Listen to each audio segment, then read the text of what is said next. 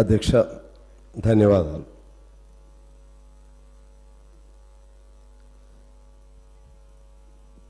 మొన్న 4 రోజుల క్రితం గద్దర్ గారి జన్మదినాన్ని పురస్కరించుకుని ఆ రోజు మన ముఖ్యమంత్రి గారు అలాగే ఉప ముఖ్యమంత్రి గారు అందరూ వచ్చారు, మేము కూడా వెళ్ళాం. ఆ రోజు నంది బహుమతులకు బదులు గద్దర్ గారి పేరుతో బహుమతులు ఇవ్వబడతాయని చెప్పి రాష్ట్ర ప్రభుత్వం తరఫున ముఖ్యమంత్రి గారు ప్రకటన చేశారు. నా దృష్టిలో ఆ రోజు మన తెలంగాణకు నిజమైనటువంటి 10 ఏళ్ల అనుభవం వేరు, కొత్తగా తెలంగాణ వచ్చింది అనే భావన ఆ రోజు కలిగిందని నేను మీకు తెలియజేస్తూ ప్రభుత్వాన్ని మనస్ఫూర్తిగా అభినందిస్తున్నాను. అది గద్దర్ గారికి ఇచ్చినటువంటి అవార్డు కాదు. ఈ తెలంగాణలో ప్రతి పేదవాడికి, ప్రతి కష్టజీవికి, ప్రతి డప్పు కొట్టేవాడికి, ప్రతి గొంగళి కప్పుకునేవాడికి, ప్రతి పాటకి, ప్రతి కష్టజీవికి, ప్రతి విప్లవకారుడికి, ప్రతి పోరాట యోధుడికి, ప్రతి ఉద్యమకారుడికి, ఆఖరకు ప్రతి కమ్యూనిస్టుకు ఆ ఘనత, ఆ నివాళి అందినట్లుగా మేము భావిస్తూ ఉన్నాం. అదేవిధంగా మన జయ జయ హే తెలంగాణ జనని జయకేతనం అందశ్రీ గారు, ఆయన ఏం చదువుకోలేదు, కానీ ఒక పేదవాడి కుటుంబంలో పుట్టాడు. అంటే భావం ఉంటే, మట్టిపైన ప్రేమ ఉంటే, మనిషిపైన ప్రేమ ఉంటే, చెమటపైన ప్రేమ ఉంటే ఆయన ఒక కవి కాదు మహాకవి అవుతాడు అనేది అందశ్రీ ద్వారా రుజువు అయ్యింది. ఆయనే అన్నాడు, మాయమైపోతున్నాడమ్మా మనిషి అన్నవాడు, మచ్చుకైనా లేడు మానవత్వం ఉన్నవాడు. ఎంత గొప్ప తాత్వికత అందులో ఉంది. ఆయన పేరుతో ఆయన రాసినటువంటి జయ జయ హే తెలంగాణ జనని జయకేతనం, ఇది తెలంగాణ గానం. అంటే నిజంగా తెలంగాణకు ఇప్పుడు అసలైనటువంటి మన రాష్ట్రానికి, తెలంగాణ అసలైన తెలంగాణకు, తెలంగాణ తనానికి, తెలంగాణ భాషకు, తెలంగాణ మాటకు, తెలంగాణ యాసకు అసలైన స్వేచ్ఛ, స్వాతంత్రం కలిగాయని నేను భావిస్తూ ఈ సందర్భంగా మన ముఖ్యమంత్రి గారిని, ఆయన మంత్రివర్గాన్ని మనస్ఫూర్తిగా అభినందిస్తూ ఉన్నాను. అలాగే మన మిత్రులు ఇందా మాట్లాడుతూ మార్పు అంటే ప్రజల జీవితాలలో మార్పు రావాలని చెప్పారు. ప్రజల జీవితాలంటే నాకు అర్థం కానిది ఏంటంటే, స్వేచ్ఛ లేనిదే ప్రజలలో, ప్రజల జీవితాల్లో మార్పు ఉండదు. స్వేచ్ఛ ఉండాలి, స్వాతంత్రం ఉండాలి, మాట్లాడే హక్కు ఉండాలి. నువ్వు అన్నం తినబోయినా పర్లేదు, కానీ దానికంటే మించి నీ ఆత్మ గౌరవానికి గౌరవం కలగాలి. ఆ మార్పు ఇవాళ వచ్చింది, ఆ మార్పు ఇవాళ వచ్చింది. అదే ప్రజలు చాలా సంతోషంగా మా ప్రభుత్వం వచ్చింది, ప్రజల పాలన జరుగుతుంది అని భావిస్తూ ఉన్నారు. ఈ క్రమంలోనే గవర్నర్ ప్రసంగంలో అనేక అంశాలు ప్రస్తావన చేశారు. అందులో 6 గ్యారంటీలకు సంబంధించి మొత్తం మీద 13 కాంపోనెంట్లు ఉన్నప్పుడు కూడా 4టి ఇమీడియట్గా చెప్పడం జరిగింది.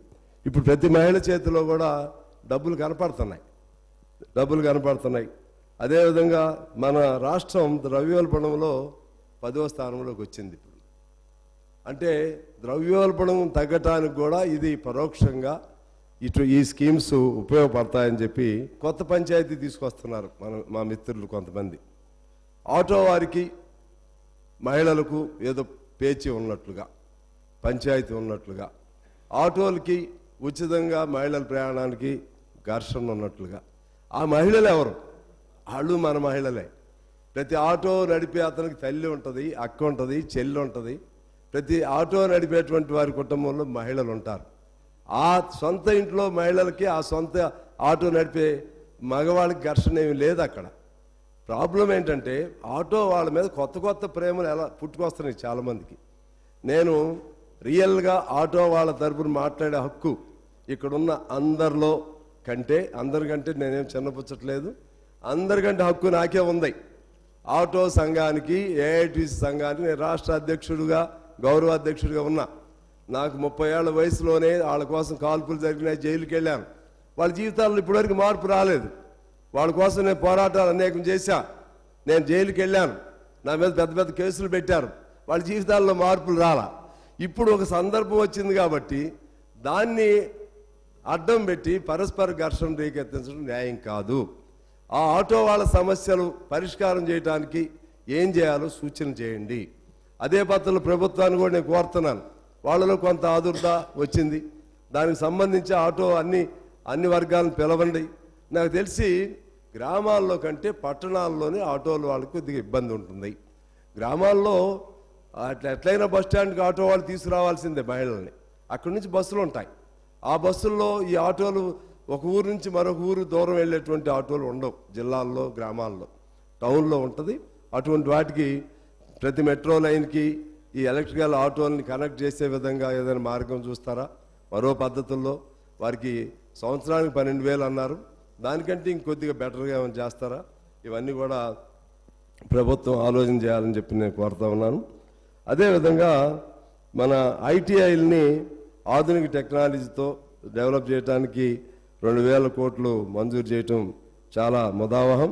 అలాగే నైపుణ్య విశ్వవిద్యాలయాలు, చిన్న పరిశ్రమలకు సంబంధించి నా ఒక సూచన ఉంది. చాలా మన కాన్సన్ట్రేషన్ అంతా కూడా రిపీటెడ్గా మనం అనేక సార్లు అనుకున్నాం. మన కాన్సన్ట్రేషన్ అంతా కూడా హైదరాబాద్ మీద లేకపోతే మహానగరాల మీదే ఉంది. కానీ వనరులు ప్రతి ప్రాంతంలో కూడా దొరుకుతాయి. స్మాల్ స్కేల్ ఇండస్ట్రీస్ని, డొమెస్టిక్ ఇండస్ట్రీస్ని తయారు చేయడానికి నియోజకవర్గానికి ఒక స్మాల్ స్కేల్ ఇండస్ట్రీని లేకపోతే గృహ పరిశ్రమను ఏర్పాటు చేసే అవకాశం ఉంటుందేమో, ఫీజిబిలిటీ ఉంటుందేమో అన్వేషణ చేయవలసిందిగా, దానికోసం ఆలోచన చేయవలసిందిగా నేను గౌరవ ముఖ్యమంత్రి గారిని, పరిశ్రమల శాఖ మంత్రిని, ప్రభుత్వాన్ని కోరుతా ఉన్నాను. ఆ విధంగా చేయటం ద్వారా ఆ ప్రాంతాల్లో కూడా పారిశ్రామికంగా కింద నుంచి పై స్థాయి వరకు కూడా ఒక అభివృద్ధి జరగడానికి అవకాశం ఉంటుందని నేను వారిని కోరుతా ఉన్నాను.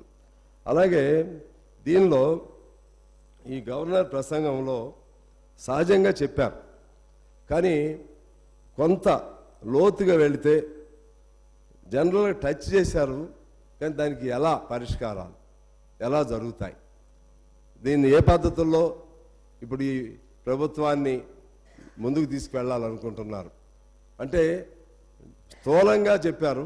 ఇంకొద్దిగా లోతుగా వివరణ ఉంటే బాగుండేదేమో అనేది నా అభిప్రాయం. అయితే బహుశా రేపు బడ్జెట్లో చెప్తారేమో.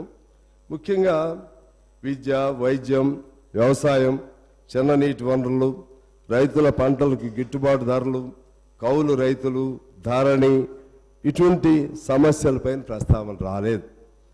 అందులో భాగంగా అవినీతి గురించి అసలే ప్రస్తావన రాలేదు. అంటే ఏదైనా ఒకసారి వచ్చిందేమో కానీ నా దృష్టిలో అయితే రాలేదు. ఈ అంశాలని ప్రస్తావన చేయకుండా, దీనిపైన లోతైనటువంటి ఆలోచన చేయకుండా మనం ముందుకెళ్ళటంలో ఇబ్బంది అయింది ప్రభుత్వానికని నా సూచన. అదేవిధంగా హామీలు ఇచ్చారు, దీని అమలు పైన దీనికి సంబంధించిన నిధుల్ని, ఎందువల్లంటే నాకైతే విశ్వాసం ఉంది. మనిషిని గత పర్యాయం కూడా చెప్పాను, మనిషిలో పట్టుదల ఉంటే, కృషి ఉంటే ఏదైనా సాధించవచ్చు. రేవంత్ గారు సాధిస్తారనే నమ్మకం నాకుంది. కానీ అయినా కూడా దానికి ఒక ప్రామాణికత కావాలి, దానికి ఒక ఆలోచన కావాలి, దానికి ఒక స్వరూపం కావాలి. ఆ వైపుగా దానిలో ఈ పథకాలు నెరవేర్చడం కోసం, ఈ హామీలు నెరవేర్చడం కోసం ఈ పద్ధతుల్లో ప్లాన్ చేస్తుంది మా ప్రభుత్వం అని ఓ మాట చెప్తే బాగుండేది అనేది నా అభిప్రాయం అధ్యక్ష. అలాగే ఇవాళ డబ్బు అనేది పెద్ద సమస్య. దాదాపు మన తెలంగాణ వచ్చినప్పుడు 60,000 కోట్లు మనకు అప్పు ఉంటే, ఇదంతా ఇంతకుముందు చర్చించుకున్నాం.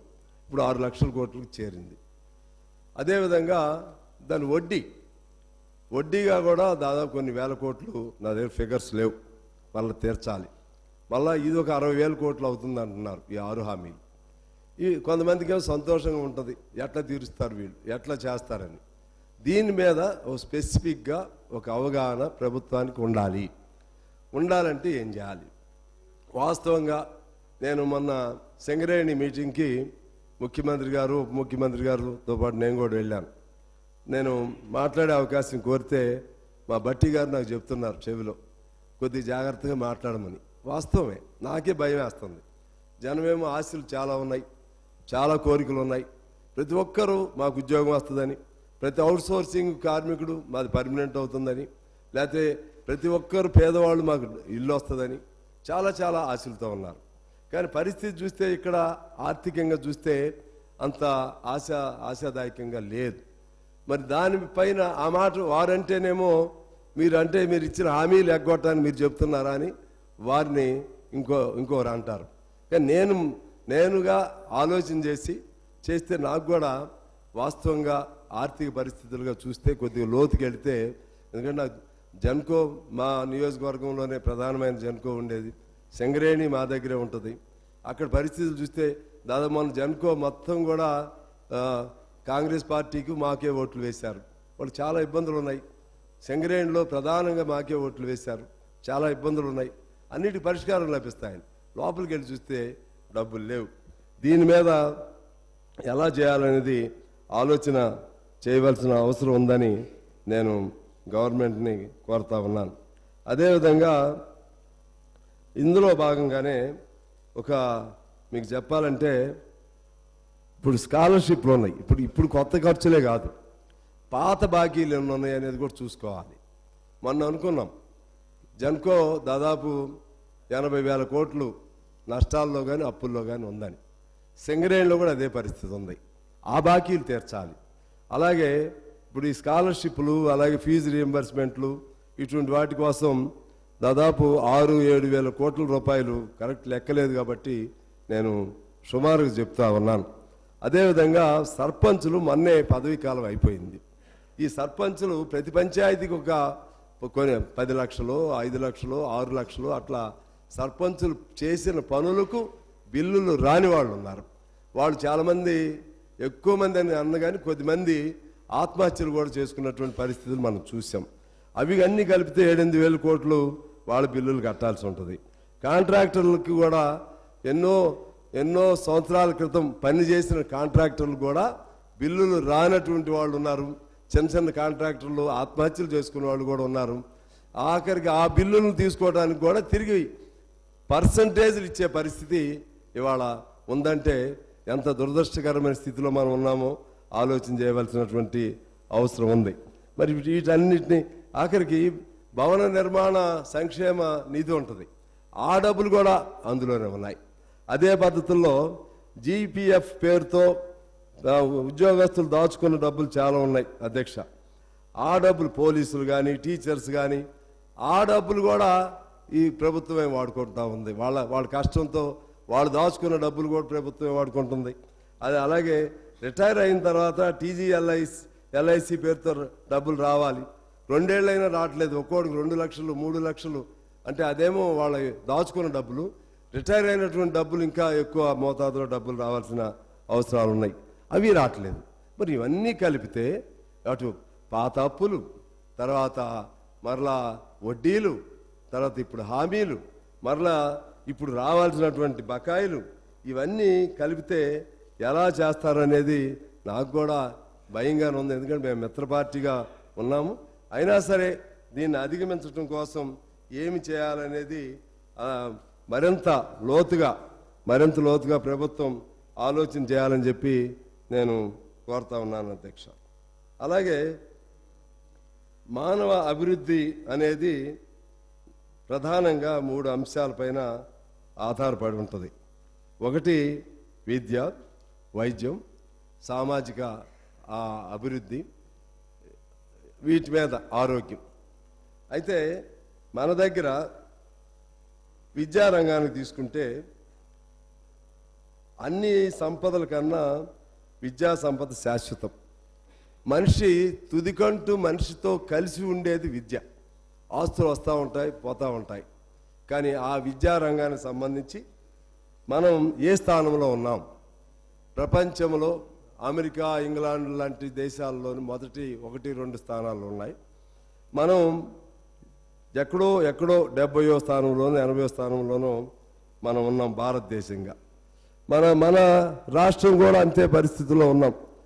ఆ విధంగా తీసుకుంటే స్కూల్లో బడులు లేవు, అంటే మా మహిళా టీచర్స్కి, ఆడపిల్లలకు మరుగుదొడ్లు లేవు. అలాగే దీనికి సంబంధించినటువంటి ప్రహరీ గోడలు లేవు, పందుల దొడ్డుల్లాగా తయారైనవి. ఈ మధ్య మన ఊరు మన బడి పేరుతో కొద్దిగా మార్పు జరుగుతుంది. కానీ ఇదంతా మార్చి అదేవిధంగా టీచర్ స్టూడియో రేషియో లేదు, టీచర్ అండ్ స్టూడెంట్ రేషియో లేదు. క్వాలిటీ ఉన్నటువంటి టీచర్స్ని మారుతున్న పరిస్థితులు కాదు అనుగుణంగా వాళ్ళకి ఈ టెక్నికల్ ఎడ్యుకేషన్ అందించడంలో వైఫల్యం జరుగుతూ ఉంది. ఇటువంటి అన్నిటి వలన మన విద్యారంగంలో మన దగ్గర చదువుకునే పిల్లలు ఇతర వాళ్ళతో పోటీ పడలేకపోతున్నారు. ఆ పోటీ పడలేని దానివల్ల విద్యారంగంలో వెనకబడటం వల్ల ఇది మానవాభివృద్ధి మనకున్నటువంటి ఆ సూచికలో మనం వెనకబడటానికి అది ఒక కారణం అవుతుంది.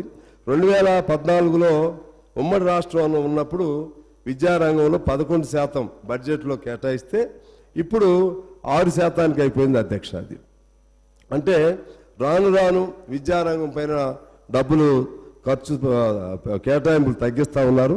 అది మారవలసిన అవసరం ఉంది. రెండవది వ్యవసాయ రంగం అంటే మనందరూ తెలుసు, అన్నదాత. ప్రెసిడెంట్ తినే భోజనం అయినా రైతు పండించాల్సిందే. మీరు తినే భోజనం అయినా, మేము తినే భోజనం అయినా, దేశ ప్రధాని అయినా, ఎవరైనా మనిషి అయి పుట్టిన తర్వాత ఆ గుప్పిడి మెతుకుల కోసమే ఈ యుద్ధాలు వచ్చినాయి, ఈ పోరాటాలు జరుగుతున్నాయి. అంటే అల్టిమేట్గా బేస్ ఎవరంటే అన్నదాత, రైతు. కానీ ఆ రైతు గురించి ప్రాక్టికల్గా మన ప్రభుత్వాలు ఏం చేస్తున్నాయి, ఇంతకుముందు ఏం చేశారు, ఇప్పుడు మనం కొత్తగా ఏం చేయాలి? రేవంత్ రెడ్డి గారి సారథ్యంలోని ప్రభుత్వం ఈ రంగంలో కూడా పూర్తిగా ఫోకస్ పెట్టాలని చెప్పి నేను కోరుతా ఉన్నాను అధ్యక్ష. వ్యవసాయ రంగాన్ని ఒక పరిశ్రమగా పరిగణించాలి. పంట పండినా పండకపోయినా సరే బీమా పథకం ఇవ్వాలి.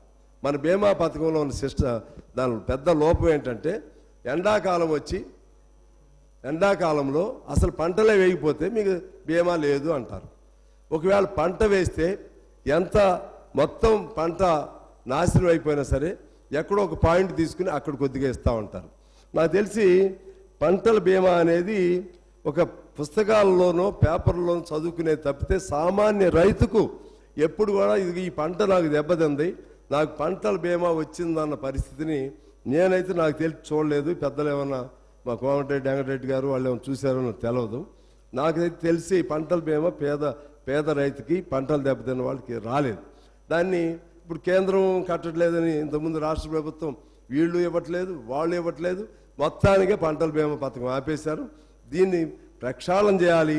ప్రతి నష్టానికి కూడా పైసా వచ్చే విధంగా రైతుకి ఉండే విధంగా వాళ్ళు ఆలోచన చేయాల్సిన అవసరం ఉందని నేను కోరుతున్నాను. అదేవిధంగా పండించిన పంటకు గిట్టుబాటు ధరలు, దానికి సంబంధించి కూడా ఒక ప్రణాళిక మీరు తయారు చేసిన అవసరం ఉంది. ఈ మధ్యకాలంలో మనం చూసాం భారతదేశ వ్యాప్తంగా పెద్ద ఎత్తున ఒక సంవత్సరం పైన పెద్ద ఎత్తున పంజాబ్ రైతులు, ఉత్తరాది రైతులు పెద్ద పోరాటాలు చేశారు. మనం కూడా సంఘీభావం ప్రకటన చేశాం. అలాగే కౌలు రైతులకు భద్రత, కౌలు రైతులను గత ప్రభుత్వం పట్టించుకోలేదు అధ్యక్ష. కౌలు రైతులు కూడా ప్రధాన భాగస్వామ్యంగా ఉన్నారు. వాళ్ళకి సంబంధించి కూడా వాళ్ళకి రావాల్సిన రైతు బంధు కానీ, లేకపోతే వాళ్ళకి రావాల్సిన ఇతర సౌకర్యాలు కానీ, ఇంకా కౌలు రైతు భద్రత, వీటన్నిటి మీద ఆలోచన చేయవలసినటువంటి అవసరం ఉందని చెప్పి నేను కోరుతా ఉన్నాను అధ్యక్ష. అదేవిధంగా వ్యవసాయ రంగంలో ప్రాజెక్టులు వచ్చినప్పుడు మళ్ళీ వివరంగా మాట్లాడుకుందాం. కానీ మన ఫోకస్ అంతా కాళేశ్వరం లేకపోతే ఇంకేదన్నా ప్రాణహత్య చేయవెళ్ళ ఈ విధంగా ఉండాలి. పెద్ద ప్రాజెక్టుల పేరుతో ఎన్ని చిన్న నీటి వనరులను విధ్వంసం చేశారో ఒకసారి చూసుకోవాలి.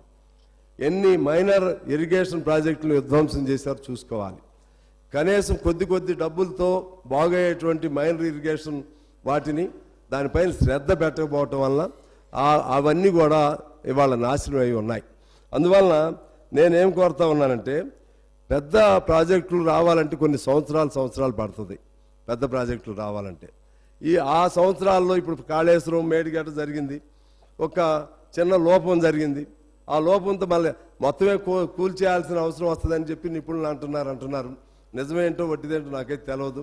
దానిపైన విచారణ చేస్తా ఉన్నారు. విచారణ చేస్తే అన్ని విషయాలు బయటకు వస్తాయి. ఇటువంటి పెద్ద పెద్ద ప్రమాదాలు పోలవరం అప్పుడు కూడా అదే సమస్య వచ్చింది. పోలవరం లాంటిది ఒకవేళ కూలిపోతే ఏమైపోయిద్ది అని. అందుకని దాని వైపు జాగ్రత్తగా చూస్తేనే చిన్న మన నీటి వనరులు వీటిని ఉపయోగించి స్థానికంగా ఏ మండలానికి ఆ మండలమో లేకపోతే ఏ గ్రామానికి ఆ గ్రామాన్నో అక్కడ ఆ నీటి వసతిని కల్పించే విధంగా ప్రయత్నం చేయాలని చెప్పి నేను కోరుతా ఉన్నాను. అదేవిధంగా మన కాళేశ్వరం సంబంధించి చాలా ఇక ఆ నీటితో చాలా భాగం వ్యవసాయం కవర్ అయినట్లు పేపర్లో వచ్చింది. కానీ అప్పుడు 2014 మనకు 16 లక్షల బోర్లు ఉంటే ఇప్పుడు 30 లక్షల బోర్లు అయినాయి. అంటే అర్థం ఏంటి? మనకి ఆ ప్రాజెక్టుల నీళ్లు ఉపయోగంలోకి ఇంకా రాలేదు, కానీ బోర్లు ఇంకా పెరుగుతూనే ఉన్నాయి. ఇది గమనంలో తీసుకోవాలని నేను కోరుతున్నాను. రెండోది వైద్యం, మూడో అంశం. వైద్యానికి సంబంధించి బడ్జెట్లో కేటాయింపులు పెంచవలసిన అవసరం ఉంది. ప్రాథమిక ఆసుపత్రులు, పిహెచ్సిలు ఆ ప్రాథమిక అవసరాలను బట్టి వాటిని డెవలప్ చేయాలి. ఏ ఊరిలో ఉన్నటువంటి పేదవాళ్ళు ఆ ప్రాథమిక హాస్పిటల్లో అక్కడే వాళ్ళకి సౌకర్యం లభించే విధంగా ఆసుపత్రుల్ని దాన్ని సంపన్నవంతంగా చేయాలి. అక్కడ మంచి డాక్టర్లను ఏర్పాటు చేయాలి. ఆ విధంగా చేయాల్సినటువంటి అవసరం ఉంది.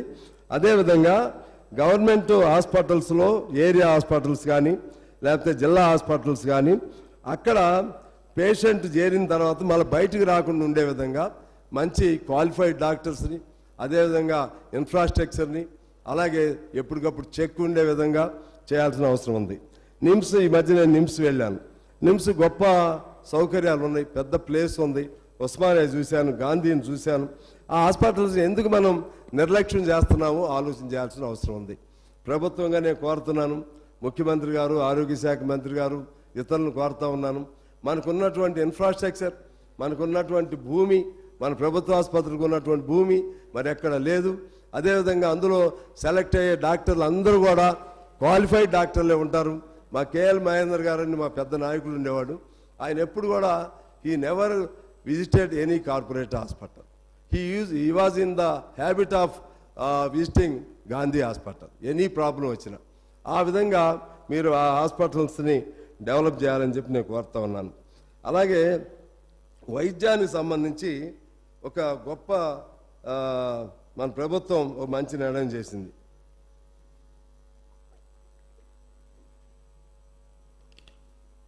ఈ మధ్య నేను నిమ్స్కి వెళ్ళాను. అదే సందర్భంలో ఎల్ఓసి సిస్టమ్ ఇంతకుముందు చాలా ఇబ్బంది పడేవాళ్ళు. ముందు వైద్యం వాళ్ళు డబ్బులు పెట్టుకోవాలి, తర్వాత ఆ డబ్బులతో సీఎం రిలీఫ్ ఫండ్ వచ్చేది. ఆ సిస్టమ్ మార్చింది ఈ గవర్నమెంట్ వచ్చినాక. ముందే ఉందా? Thank you sir. Okay, I may be corrected, I may be wrong, కానీ ఏదున్నా ఓకే. ఎల్ఓసి ముందు నుంచి ఈ ఒక్కదానికి ఎందుకు పెట్టారు? అన్నిట్లో పెడితే బాగుండేదని మా కోరిక. అన్ని హాస్పిటల్ లేదు ఇప్పుడు, ఓన్లీ నిమ్సే ఉంది. సార్ మీతో అయిపోయింది, క్లోజ్ చేసేస్తాను. ఎందుకంటే నాకు సార్ మీకు మొదటి రోజే కోరా. డిస్టర్బ్ కాకండి, కంటిన్యూ చేయండి. Okay okay, right thank you. అయితే ఈ సిస్టమ్ చాలా బాగుంది. సరే, ఏ గవర్నమెంట్ పెట్టినా మంచి అనాలి. చాలా బాగుంది. వాళ్ళు వేసి ఎల్ఓసి రాసి పంపించిన వెంటనే, కానీ మధ్యలో ఆగిపోతుంది. జబ్బులో వాడికి 5 లక్షలు వస్తుంది, 2.5 లక్షలకి ఇస్తున్నారు. ఇంక 2.5 లక్షల డబ్బులు తేలేదని పేషెంట్ బెడ్ మీదే ఉంటున్నాడు. ఆ పేషెంట్ని విడుదల చేయట్లేదు హాస్పిటల్లో. మాకు చాలా ఇబ్బంది అవుతా ఉంది.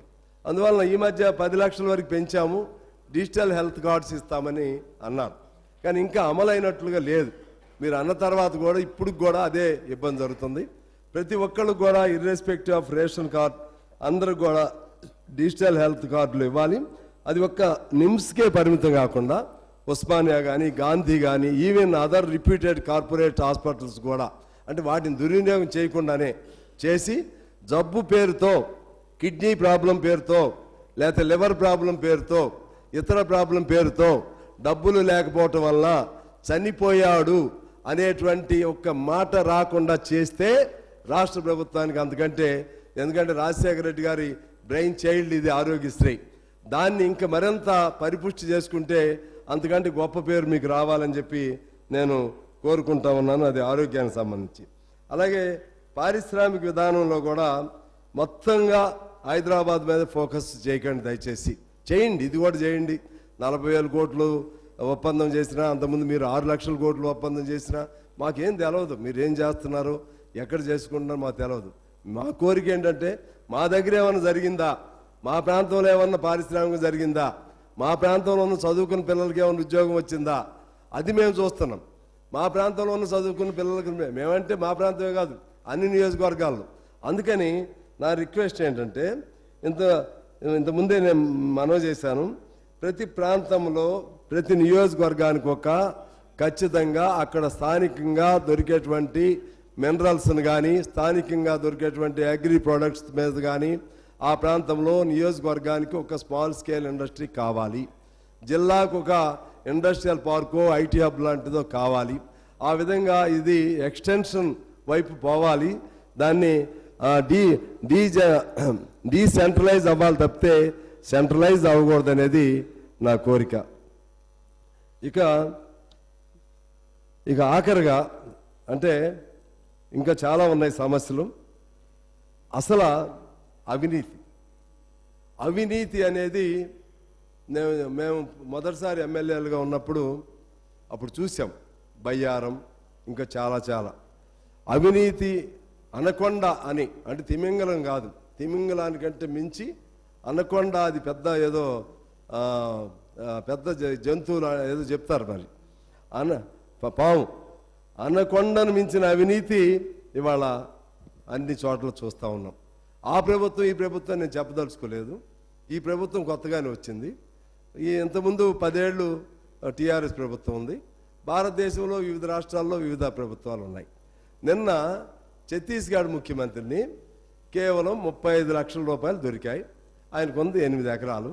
ఆయన్ని కనపడకుండా అటు చేసి అరెస్ట్ చేశారు, దింపేశారు. రేపో ఎల్లుండో ఢిల్లీ ముఖ్యమంత్రి అవుతాడు, అందరూ అవుతారు. కానీ మన దగ్గర పేర్లు చెప్పొచ్చు లేదు, నాకు తెలియదు. ఇంతకుముందు అంటే ముందు అధికారులకు సంబంధించి అధికారులు శివబాలకృష్ణ పేపర్లు వచ్చింది కాబట్టి చెప్తున్నా, ఎన్ని 100 కోట్లండి. దానిలో కారకులు ఎవరండి? ఎవరు దాని బాధ్యత? సోమేష్ కుమార్ పేరు అది కూడా వచ్చింది కాబట్టి చెప్తున్నా, చాలా స్ట్రిక్ట్ ఆఫీసర్గా పేరు. ఎవరు దానికి బాధ్యత వహించాలి? అంటే ఇక్కడ రియల్ ఎస్టేట్ దారులు, అలాగే అధికారులు, రాజకీయ నాయకులు, ముగ్గురు నెక్సెస్తోనే ఒక్కొక్కరు 1000 కోట్లు సంపాదిస్తున్నారు. హైదరాబాద్ నగరంలో ఇంకా పేరు రాని వాళ్ళు ఉన్నారు. ఈ మధ్య ట్రాన్స్ఫర్ అయినటువంటి ఐఏఎస్లు ఉన్నారు, కన్ఫర్డ్ ఐఏఎస్లు ఉన్నారు. ఒక్కొక్కడు 1000 కోట్లు, 2000 కోట్లు, ఎంతెంత ఆస్తులు సంపాదిస్తారు సార్? ఎక్కడి నుంచి సంపాదిస్తారు వీళ్ళు? ఎక్కడి నుంచి వచ్చినాయి ఇవన్నీ? అంటే ఈ హైదరాబాద్లో ఉన్న భూముల్ని మింగేస్తున్నారు. నేను ముఖ్యమంత్రి గారిని కోరుతున్నాను, ముఖ్యమంత్రి గారు దయచేసి మీరు హైదరాబాద్లో ఎవరెవరు భూములు ఎక్కడెక్కడ ఆక్రమణలు అయినాయో దానిపైన మీరు కమిటీ వేయండి. ఆ భూములు తీసుకోండి. ఆ భూములు తీసుకుంటే 5 ఏళ్ల కాలం పాటు మీ 6 గ్యారంటీ పథకాలు, అందులో ఉన్న కాంపోనెంట్స్ మీరు అమలు చేయగలుగుతారు. అన్ని వేల కోట్లు కుంభకోణాలు. నేను ఇంకా లోతుకి వెళ్ళట్లేదు, మా దగ్గర ఆధారాలు కూడా ఉన్నాయి. ఆ వైపుగా కూడా చేయాల్సినటువంటి అవసరం ఉందని చెప్పి మేము దృష్టి తీసుకొస్తున్నా. ఎన్ని కుంభకోణాలండి! సాగునీటిలో కుంభకోణం, ధరణిలో కుంభకోణం, భగీరథలో కుంభకోణం, ఆహార పదార్థాలు కల్తీ కుంభకోణం, భూమాఫియా, అదేవిధంగా లెక్కర్ కుంభకోణాలు, ఉద్యోగ నియామకాల కుంభకోణాలు, సింగరేణిలో కుంభకోణాలు, జన్కోలో కుంభకోణాలు. సింగరేణిది నేను మీ దృష్టికే తీసుకుని వచ్చాను.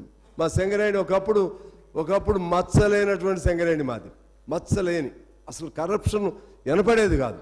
ఇవాళ కరప్షన్ అంటే సింగరేణి మించిన కరప్షన్ ఎందుకంటే ఎక్కడ లేదు అనే పద్ధతుల్లో కరప్షన్ తయారైంది. ఆయన ఈ మధ్య పంపించారు. 9 ఏళ్ళు ఆయన నిర్విఘ్నంగా మహారాజులాగా ఉన్నాడు ఒక ఆయన. ఆయన పైన ఏం చర్యలు లేకపోతే భవిష్యత్తులో వచ్చేవాడికి భయం ఎలా ఉంటుంది? ఎన్ని 1000 కోట్లు తిన్నా మమ్మల్ని ఏం చేయలేరు, కాకపోతే ట్రాన్స్ఫర్ చేస్తారు. మమ్మల్ని ఏం చేయలేరు అనే ఆలోచన వస్తే భవిష్యత్తులో ఎలా ఉంటుంది? అందుకని నేను ముఖ్యమంత్రిని కోరుతున్నాను. ఇప్పుడు నేను పేరు తీసిన వ్యక్తులు కానీ, పేరు తీగిపోయిన వ్యక్తులు కానీ, ఇంకా మీకు వివరంగా పర్సనల్గా వచ్చి ఇస్తాను. దయచేసి ఇటువంటి అధికారుల్ని వాళ్ళపైన విచారణ చేయాలి. వాళ్ళు తిన్న డబ్బుల్ని కక్కెచ్చాలి, వాళ్ళని జైలులో పెట్టాలి. అప్పుడు you will be A real hero Revanth Reddy గారు. ఆ విధంగా మీరు చేయాలి. మరి ఎందుకంటే మాకు కూడా సంతోషంగా ఉంటుంది. లేకపోతే కాసేపు మేము ఏడు మాట్లాడుకుంటాం, జనం మమ్మల్ని ఏదో చెప్తారు, మరి ఇదంతా మామూలే అనే పరిస్థితి రాకూడదు. నువ్వు ఒక్కొక్కడేమో వేల కోట్లు విలువ చేసే భూములు తింటాడు. పేదవాడు 160 అడుగులు భూమి వేసుకుంటే వాడేమో భూ కబ్జాదాడా? ఆడి కోసం వెళితే మేమేమో మమ్మల్ని జైల్లో పెడతారా? మా మీద కూడా నేను మా మిత్రులకు మద్దతు ఇచ్చినాక నా మీద పాపం వాళ్ళకి తెలవదులే, వీళ్ళకి తెలవదు, పోలీసులు డ్యూటీ. వీళ్ళకి మద్దతు ఇచ్చిన తర్వాత మునుగోడులో మేము సపోర్ట్ చేసినాక నా మీద 4 కేసులు పెట్టారు. ఏది జెండా పాతాం ఓ చోట అబ్దుల్లాపూర్ మెట్లో భూమి కోసం, చేవెళ్ళు వెళ్ళా 2 చోట్ల కేసులు. నన్ను అసలు బయటకు రానికుండా అరెస్ట్ చేయాలని చూశాడు ఒక సిఐ. అంటే భూములు, పేదాడి భూముల కోసమేమో ఇంత పకడ్బందీగా ఉంటారా? పెద్దల భూముల దగ్గరికి వచ్చేసరికి మాట మంచి ఉండదా? పెద్దల భూములు వచ్చేసరికి అందరూ ఒకటేలాగా అనే భావన వస్తుందా? ఇది ఎక్కడో చోట దీన్ని కంట్రోల్ చేయాలని చెప్పి నేను కోరుతా ఉన్నాను అధ్యక్ష. అదేవిధంగా ఇంకా ఆఖరి అంశం చెప్పి నేను క్లోజ్ చేస్తాను. ఇవాళ వ్యవసాయ రంగాన్ని గురించి చెప్పుకున్నాం, పారిశ్రామిక రంగం గురించి చెప్పుకున్నాం, అలాగే విద్యారంగం, వైద్యం ఇవన్నీ చెప్పాం. కానీ ఈ రంగాలు కాని వాళ్ళు కొన్ని కోట్ల మంది అవుట్ సోర్సింగ్ పేరుతో లేకపోతే కాంట్రాక్ట్ కార్మికుల పేరుతో ఉన్నారు. అప్పుడు మన కేసీఆర్ గారు అప్పుడు మంచి మాట చెప్పాడు, మనం తెలంగాణ అధికారంలోకి వస్తే ఇక నుంచి కాంట్రాక్ట్ కార్మికులు పదవే వినపడదు, అవుట్ సోర్సింగ్ పేరే వినపడదు అని చెప్పారు. మా దగ్గర కూడా, మా సింగరేణిలో కూడా చెప్పారు. మేమంతా నిజమే అనుకున్నాం. సరే, ఆయన చేయలేకపోయి ఉండొచ్చు, నేనేం తప్పుపట్టను. ఇప్పుడు మీరేం ఆ మాట అవుట్ సోర్సింగ్ అనే పదం ఉండదు, లేకపోతే కాంట్రాక్ట్ కార్మికుల పదం ఉండదని మీరేం చెప్పలేదు. కానీ మా కోరిక ఏంటంటే, మా కోరిక చిన్న చిన్నగా వాళ్ళందరినీ రెగ్యులైజ్ చేయాలి. ఆలోపు మినిమం వేజ్ ఈ మధ్య ఇంతకుముందు వీరి కాలంలో 17,000 18,000 ఒక జీవో వచ్చింది. అది మరి మీకు తెలియక జరిగిందో ముఖ్యమంత్రి గారు మినిమం వేజ్ని ఈ మధ్య వచ్చినటువంటి జీవోని 11,000కు తగ్గిస్తూ ఓ జీవో వచ్చింది. మరి మీకు ఐడియా ఉందో లేదో దయచేసి పరిశీలన చేయాలని కోరుతున్నాను. 17,000-18,000కు ఉన్న మినిమం వేజ్ బోర్డు వాళ్ళ మినిమం వేజ్ 11,000కు తగ్గింది.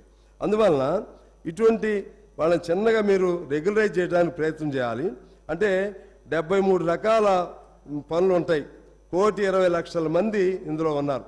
18,000 నుంచి 11,000కు తగ్గిస్తూ జీవో వచ్చింది. 1,20,00,000 మందికి అది వాళ్ళ జీవితాల మీద అది ప్రభావం చూపెట్టబోతుంది. ఇవాళ మధ్యాహ్నం భోజనం వర్కర్స్ ఉన్నారండి, నెలకు 3,000 జీతం వాళ్ళది. ఆశా వర్కర్స్ నెలకు 9,750.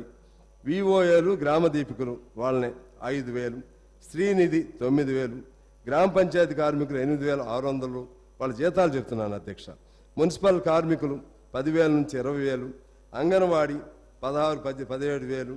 అదేవిధంగా వాళ్ళకి మినిమం 18,000 ఇస్తామని మన మేనిఫెస్టోలో కూడా పెట్టాము. అలాగే ఇంకా మన యూనివర్సిటీస్లో పనిచేసేటువంటి అనేక మంది ఉన్నారు. వాళ్ళలో ఎన్ని పేర్లు అంటాయండి యూనివర్సిటీ కానీ కాలేజీలో కానీ? Part time lecturers, time scale lecturers, guest lecturers, contract lecturers. అసలు ఇన్ని పేర్లు ఏంటి? వాళ్ళందరూ చదివింది ఒకటే, వాళ్ళందరూ వెళ్ళేది ఒకే క్లాస్కి వెళ్తారు. ఒకసారి ఏమో యూనివర్సిటీ ఉస్మానియా యూనివర్సిటీ ప్రొఫెసర్స్ నా దగ్గరికి వచ్చారు. ఒక మెయిన్ ప్రొఫెసర్ వెళ్తాడు, ఆయన వెళ్ళిన తర్వాత నెక్స్ట్ క్లాస్కి పార్ట్ టైం లెక్చరర్ పేరుతో వెళ్తాడు. మీ డిజిగ్నేషన్ ఏంటి అని అడిగా, మీ క్వాలిఫికేషన్? మేము డాక్టరేట్ చేసామండి. వాళ్ళు డాక్టరేట్. మీకు ఎంత ఇస్తున్నారంటే గంటకు 700, వీళ్ళకి 700 గంటకి. వాళ్ళదేమో 3 లక్షలు 2.5 లక్షలు. అంటే ఈ డిస్పారిటీస్ని తొలగించవలసిన అవసరం ఉంది. అన్ని ఎడ్యుకేషన్ రంగాల్లో కూడా వివిధ పేర్లలో గెస్ట్ లెక్చరర్స్, కాంట్రాక్ట్ లెక్చరర్స్ ఇటువంటి అనేక పేర్లతో ఉన్నదాన్ని ఒక క్రమ పద్ధతుల్లో తీసుకుని వచ్చి అందరికి ఒకే జీతం కాకుండా ఒక పద్ధతుల్లో వాళ్ళని చేయాల్సినటువంటి అవసరం ఉందని నేను ప్రభుత్వాన్ని కోరుతా ఉన్నాను. అదేవిధంగా అంబేద్కర్ ఓవర్సీస్ విద్యానిధి పేరుతో ఇంగ్లాండ్లో పిల్లలు, ఇంగ్లాండ్లో మార్నింగ్ నాకు ఫోన్ చేశారు సార్. ఇంగ్లాండ్ వాళ్ళు వీళ్ళు ట్రైబల్ పిల్లలు 100 మంది అక్కడ ఉన్నారు. వాళ్ళకి మీరు వెళ్ళండి, దీని కింద పంపిస్తామని గవర్నమెంట్ హామీ ఇస్తే వెళ్ళారు. ఇంతవరకు ఇంటర్వ్యూలు జరగట్లేదు. వాళ్ళందరినీ ఆ 100 మందిని ఇంకా ఇతర దేశాల్లో ఎవరెవరు ఉన్నారు వాళ్ళని కూడా మీరు చూడాల్సినటువంటి అవసరం ఉంది. అదేవిధంగా ఆటో కార్మికులకు సంక్షేమ నిధిని ఏర్పాటు చేయాలి, అమాలీలకు సంక్షేమ నిధిని ఏర్పాటు చేయాలి, భవన నిర్మాణ కార్మికుల డబ్బులు వాళ్ళకి తీసుకురావాలి. అలాగే building regularisation scheme, land regulation scheme అవి పక్కాగా అమలు చేస్తే మీకు ఒక 25 నుంచి 26 వేల రూపాయలు 26 వేల కోట్ల రూపాయలు ప్రభుత్వానికి ఇమీడియట్గా వచ్చేటువంటి అవకాశం ఉంది. అదేవిధంగా ఈఎస్ఐ హాస్పిటల్కి సంబంధించి డైరెక్టర్గా డాక్టర్ లేడు, దాదాపు 70 లక్షల మందికి ఆడ ట్రీట్మెంట్ జరుగుతుంటే డాక్టర్ లేడు. డాక్టర్ని డైరెక్టర్గా నియామకం చేయాలనే కోరిక వాళ్ళది. తెలంగాణ టూరిజంలో పనిచేస్తున్న వాళ్ళు 26 ఏళ్ల నుంచి పనిచేస్తున్న చాలామంది చేశారు, ఇంకా 170 మందిని చేయాలి. అదేవిధంగా కానిస్టేబుల్స్ ప్రత్యేకంగా వాళ్ళు రోజు అందరు ఎమ్మెల్యేలను ఇబ్బంది పెడుతున్నట్టు మీ అందరికీ కూడా తెలుసు. జీవో నెంబర్ 46 హైదరాబాద్ సిటీకి ఒక రకంగాను మా రూరల్ ఏరియాస్కి మరొక రకంగా ఆ డిస్పారిటీ ఉంది, దాన్ని తొలగించాలి. ఆఖరిగా జర్నలిస్టు మిత్రులకి వాళ్ళు దిక్కులేనటువంటి పరిస్థితుల్లో జర్నలిస్టు మిత్రులు ఉన్నారు. ఆ జర్నలిస్టులకు పాలసీ లేదు. నేను కూడా being a journalist, I started my career as a journalist only. వాళ్ళకి ఏదో పద్ధతుల్లో గౌరవప్రదంగా లేకపోతే వాళ్ళు సొంత పని చేసుకోలేరు. వాళ్ళకి ఈ పనిలోనే వేతనాలు ఉండవు. ఇంతకుముందు లైన్ అకౌంట్ ఉండేది, ఇప్పుడు లైన్ అకౌంట్ కూడా లేదు. దాన్ని ఎలా ఆదుకోవాలి? లైన్ అకౌంట్ ఇస్తే ఆ పేపర్లు మూతపడతాయి. ఎలా ఆదుకోవాలో జర్నలిస్టుల అంశం పైన కూడా మన గవర్నమెంట్ సీరియస్గా ప్రయత్నం చేయాలని చెప్పి నేను కోరుతా ఉన్నాను. అదేవిధంగా హెల్త్కి సంబంధించినటువంటి నేషనల్ హెల్త్ మిషన్కి సంబంధించిన దానిలో కూడా కొన్ని వేల మంది పనిచేస్తున్నారు, వాళ్ళది కూడా చూడాల్సిన అవసరం ఉంది. మా సొంత నియోజకవర్గానికి ఒక మాట చెప్పి నేను సెలవు తీసుకుంటాను అధ్యక్ష. మా దగ్గర జెన్కో ఉంది. జెన్కోలో ఆర్టిజన్స్ పేరుతో దాదాపు 26,000 మందిని వ్యక్తి బానిసలాగా చూస్తున్నారు. వాళ్ళు సమ్మె మాకు జీతం పెంచండి అని అడిగినందుకు వాళ్ళని ఒక్కసారి 170 మందిని అనేక రాష్ట్రాల్లో పంపించారు, ఆడవాళ్లతో సైతం అనేక ఇతర చోట్లకు పంపించారు. వాళ్ళ తరపున మేము రిప్రజెంట్ చేస్తామంటే ఎవరితో చేయాలో అర్థం కావట్లా. అన్ని ఉప ముఖ్యమంత్రి గారి దగ్గరికి వెళ్ళాలంటే ఇబ్బందిగా ఉంది. అసలు ఇంతకుముందు అధికారులు కొన్ని ఉండేవి. అందువల్ల ఒక పాలసీగా మీరు తీసుకోమని నేను కోరుతున్నాను. ఎస్సీలని డిఈలుగా డిమోట్ చేశారు. అడిగిన ప్రతి ఒక్కడి పైన కక్ష సాధింపు చేశారు జెన్కో వాళ్ళని. అదేవిధంగా ఆర్టీసీకి సంబంధించి ఇప్పుడు చాలా మాటలు వచ్చినాయి. ఆర్టీసీలో ఒకనాడు సమ్మె చేసే ఆర్టీసీలో కూడా మేము రికగ్నైజ్డ్ యూనియన్ చాలా కాలం, మధ్యలో మొన్న కూడా జాయింట్గా రికగ్నైజ్డ్ యూనియన్. ఆర్టీసీలో సమ్మె చేస్తే సమ్మె చేయకుండా ఉండే విధంగా చట్టం ఆ నిబంధనలు పెట్టారు. వాళ్ళు కనీస హక్కులు లేవు ఆర్టీసీలో. ఇవాళ ప్రభుత్వంలో విలీనం అన్నారు, సంతోషం. అది చేయండి, అదన్నా చేయండి, లేకపోతే ఇంకోటన్నా చేయండి, కానీ అసలు వాళ్ళని మాట్లాడే హక్కు ఇప్పుడు కూడా లేదు. వాళ్ళ బాధలు ఎవరికి చెప్పుకోవాలో తెలియదు. ఇటువంటివన్నీ ఉన్నాయి. వీటన్నిటిని పరిష్కారం చేయాలని కోరుతూ ఆఖరిగా మా ముఖ్యమంత్రి గారు కూడా యువకుడు, ఉద్యమకారుడు కాబట్టి ఇప్పుడు వేణుగోపాల్ గారు వీక్షణం, ఆయన మీద ఎన్ఐఏ దాడులు మొదలైనవి. అంతకుముందు వరవర్రావు గారు లోపల ఉన్నారు, సాయిబాబు గారు లోపల ఉన్నారు, ఇంకా చాలామంది. ఎందుకంటే నన్ను జనరల్గా సిపిఐ అయినప్పుడు కూడా సహజంగా మీ అందరి దగ్గర కూడా రిప్రజెంటేషన్స్ వస్తాయి. కొద్దిగా లెఫ్ట్ ఓరియంటెడ్గా, లెఫ్ట్ లీనింగ్గా ఉండేవాళ్ళు నాతో ఎక్కువ చెప్తూ ఉంటారు. అటువంటి మన రాష్ట్రానికి సంబంధించిన గొప్పవాళ్ళు వాళ్ళు, వరవర్రావు గారు కానీ సాయిబాబు గారు కానీ, వాళ్ళు నెలల తరబడి మొగ్గుతున్నారు జైల్లో. ఊపా చట్టం హరగోపాల గారు లాంటి వాళ్ళపైన, దీనిపైన మీరు ఏదైనా జోక్యం చేసుకోవాల్సిన అవసరం ఉందని నేను మిమ్మల్ని కోరుతున్నాను.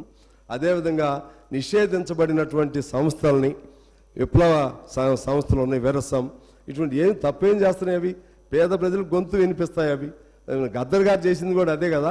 గద్దర్ గారికి మనం సరైనటువంటి నివాళి ఇచ్చాం కదా, గౌరవం ఇచ్చాం కదా. ఆ గద్దర్ గారి సంఘంలో పనిచేస్తున్న వాటికి కూడా ఇవాళ నిషేధం ఉంది. ఇటువంటి సంఘాలన్నింటినీ కూడా మీరు చర్చలకు పిలిచి, ఈ లెఫ్ట్ ఓరియంటెడ్గా ఉన్నటువంటి నిషేధానికి గురైనటువంటి సంఘాలన్నింటినీ కూడా చర్చకు పిలిచి వాళ్ళ నుంచి మీకు అభ్యంతరకారం ఏమున్నాయో తెలుసుకుని అటువంటివి చేయకుండా మిగిలిన వాటిల్లో వాళ్ళకి పర్మిషన్ ఇచ్చి వాళ్ళ స్వేచ్ఛగా వాళ్ళ భావాలు వికసించే విధంగా, వాళ్ళ స్వేచ్ఛగా వాళ్ళ ఆలోచనలు వికసించే విధంగా, సమాజం కోసం మాట్లాడే విధంగా, పాటలాడే విధంగా, పాట పాడే విధంగా వాళ్ళకి స్వేచ్ఛను కల్పించాలని కోరుతూ సమయం ఇచ్చినటువంటి మీ అధ్యక్షుల వారికి హృదయపూర్వకంగా నమస్కారాలతో సెలవు అధ్యక్ష.